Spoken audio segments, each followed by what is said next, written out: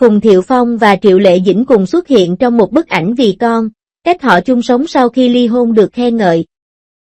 Tình yêu của mẹ không phải là một chiếc bình chứa mà là một dòng sông chảy.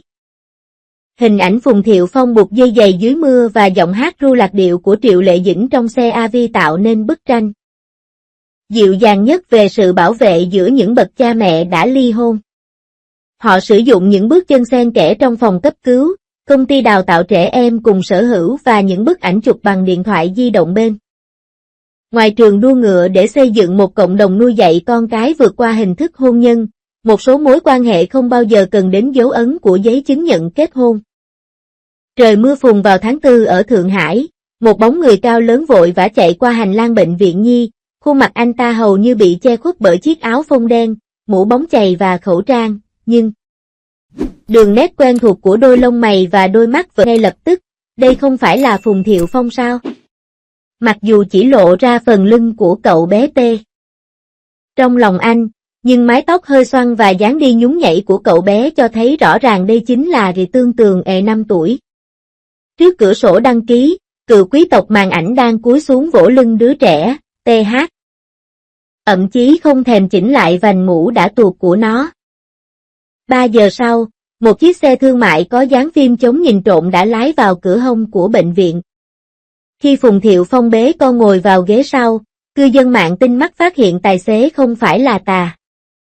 Y xế thường lái của anh, biển số xe bắt đầu bằng chữ IA, ở phía sau xe thậm chí còn liên quan đến một câu chuyện khác, đây rõ ràng là chiếc xe mà Triệu Lệ Dĩnh thường lái ở Bắc Kinh.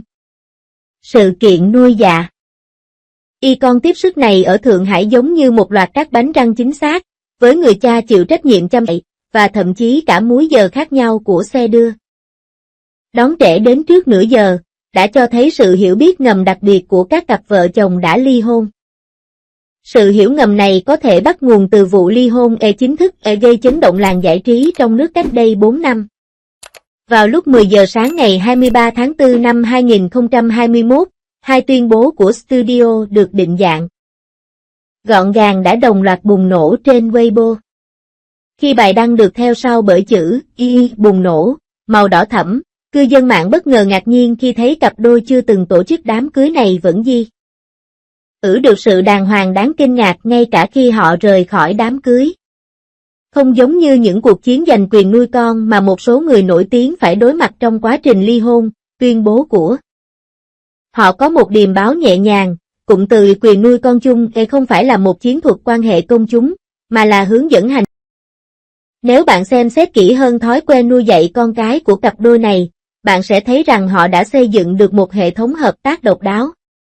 Nơi ở của Phùng Thiệu Phong tại Thượng Hải chỉ cách một trường mẫu giáo quốc tế 1,5 km.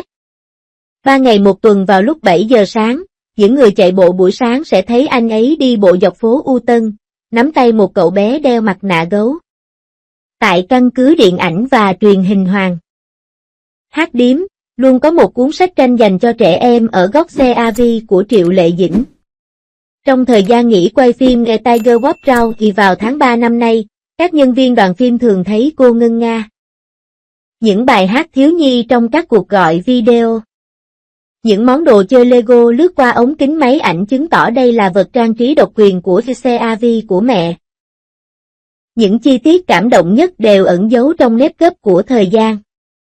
Địa điểm Instagram của Phùng Thiệu Phong đột nhiên xuất hiện ở Lan Phường, Hà Bắc, thành phố quê hương của Triệu Lệ Dĩnh. Trong bức ảnh do paparazzi chụp được ngày hôm đó, anh, người luôn chú ý đến hình ảnh của mình, đang mặc một chiếc tạp dề dính đầy sơn. Thì ra là anh ấy đang tham gia lớp học thủ công của con mình ở trường mẫu giáo. Khi Triệu Lệ Dĩnh trả lời phỏng vấn ở hậu trường lễ trao giải Phi Thiên vào cuối năm ngoái, một miếng băng cá nhân hoạt hình đã vô tình xuất hiện dưới lớp lót bộ vest của cô. Người hâm mộ sau đó phát hiện ra rằng đây chính là mẫu họa tiết trên bao bì đồ chơi Xiang Xiang. Những mảnh vỡ rải rác theo thời gian ghép lại thành bức tranh dịu dàng hất về sự bảo vệ của những bậc cha mẹ đã ly hôn. Sự bảo vệ này thậm chí còn mở rộng ra cả lĩnh vực kinh doanh. Dữ liệu từ Tông Du do hai bên cùng sở hữu cho đến nay vẫn chưa bị hủy bỏ và phạm vi kinh doanh nhờ của công ty vẫn bao gồm đào tạo nghệ thuật cho trẻ em. Người trong cuộc tiết lộ rằng công ty thực sự điều hành khóa học tài năng Xiang.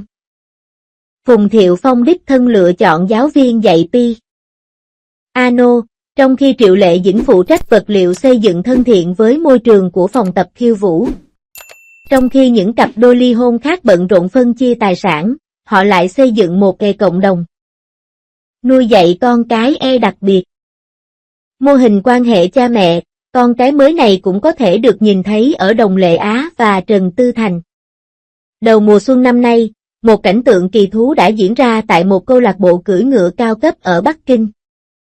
Duduo mặc trang phục hiệp sĩ đang phi nước đại trong câu lạc bộ, trong khi Chen Xichen mặc đồ thể thao và Tông Lea mặc áo gió màu sâm panh. Nhân viên nhớ lại rằng mỗi lần đứa trẻ thực hiện một cú nhảy, bố mẹ sẽ thay phiên nhau giơ điện thoại di động lên để chụp ảnh. Cảnh ba người cùng nhau ăn bữa trưa dành cho trẻ em trông giống như một gia đình chưa bao giờ chia cắt. Các chuyên gia tâm lý gọi hiện tượng này là quan hệ đối tác nuôi dạy con cái, đặc trưng bởi sự chuyển đổi mối liên kết tình cảm thành cơ chế chia sẻ trách nhiệm. Một cuộc khảo sát năm 2024 của Trung tâm nghiên cứu hôn nhân và gia đình thuộc Đại học Sư phạm Bắc Kinh cho thấy, tỷ lệ các gia đình có trình độ học vấn cao ly hôn theo mô hình này đã lên tới 17%. Cốt lõi của mô hình này là chia nhỏ họa.